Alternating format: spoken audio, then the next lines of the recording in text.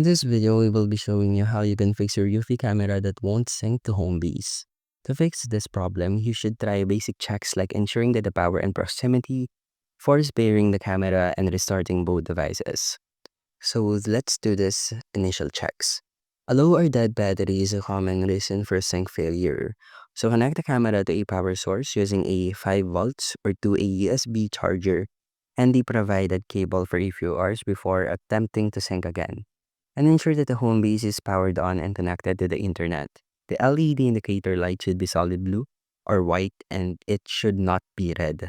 For initial setup or troubleshooting, make sure that the home base is connected to your router's LAN port with an Ethernet cable and the network port light is green.